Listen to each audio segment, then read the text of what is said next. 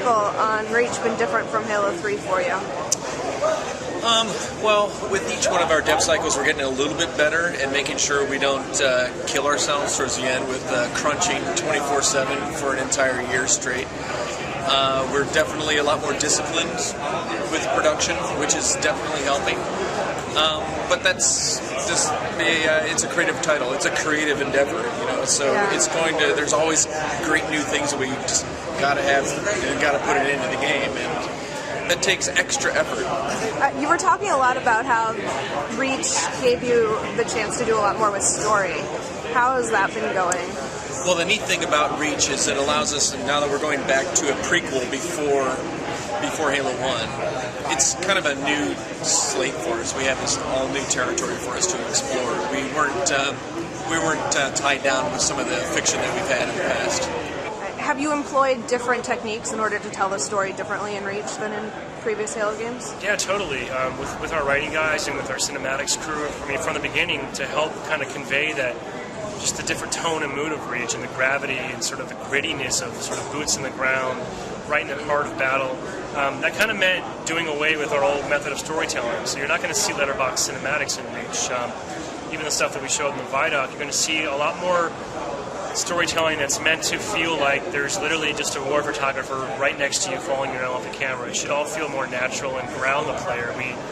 We don't want to pull the player out of what's happening by bringing down black bars and having them sit back and watch a movie. So that's going to require some new techniques from us. We have really interesting motion capture technology that we're using. We're able to take hand cameras and move them around and script the camera path in real time to give us that more natural, sort of believable, in the trenches feeling. And then, a lot more reliance on combat dialogue and vignettes and moments that'll play out around the character to keep the story moving forward. The story will definitely be a lot easier to follow in Reach. While it will be rich, and it certainly is in depth, we're starting with a new set of characters, a new story altogether, so it's something that the players don't have to have some previous knowledge of Halo in order to really understand what the heck's going on. The overhaul of the engine, how is that going to affect players? Well, I mean, to achieve the vision that Bungie has for Reach, it required some pretty significant technical improvements. So, Marcus and the guys had to rip the whole existing engine apart from the ground and rebuild it. And I think the impact of the player is really going to be just everything's going to look better, be bigger scale. We're going to have way more guys on screen. Everything across the board looks amazing. I mean, we've definitely given everything a visual upgrade, fidelity upgrade, new lighting model, new textures, new resolution to models, new effect system. Across the board, not only does stuff look better, but it's behaving better too, because we're giving it all a new animation system, new AI behaviors, and capability. This is really cool. Hopefully, at the end of the day, that just results in a much more immersive, believable experience. And as Noble 6, you feel like you really are in the middle of humanity's biggest battle ever.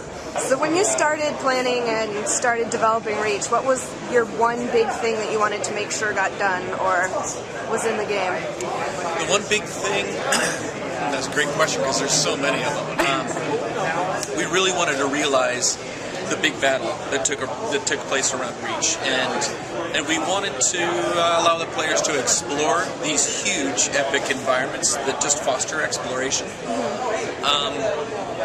and pack them full of good things across the board. I mean, these are things that we didn't want the players to just go into a bigger open environment with nothing in it. I mean, we needed to pack it full of good things, but those kind of directions were almost equally at odds with what we're capable of doing with the hardware, with the technology that we were using. So it required us to really gut a lot of things in the engine and rebuild things from scratch in order to make that vision come to life. Right.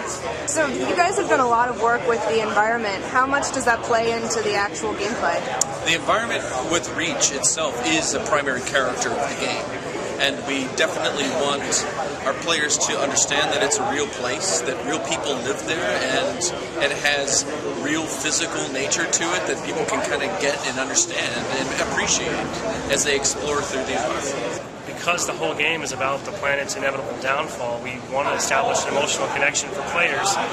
So throughout the course of the game, as things get more dire, it has an emotional punch. I think the art team's doing an amazing job of making Reach, even though we're on one planet for the game, have a bunch of very diverse locales, very interesting areas. We're using lots of interesting weather variations, day and night cycles. So I don't think it's ever going to feel like you're in the same environment for the whole game, even though you're going to be traversing battles across a single planet. So what do you think your biggest challenge has been so far with developing Reach? Let me think about that one for a second. Because there's not just one big challenge. I'm sure there's many.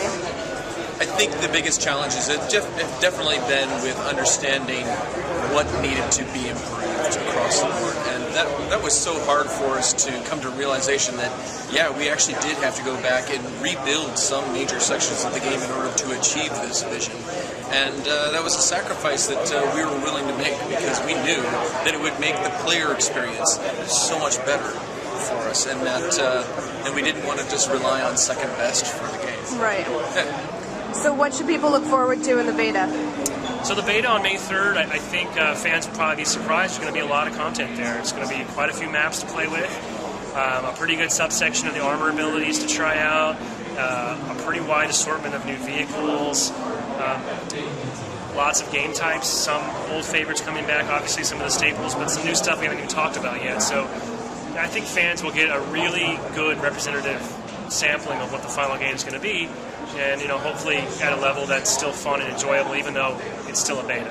I'm just really excited to get feedback from our fans because we need that feedback because we use it to help shape up and make the game even better.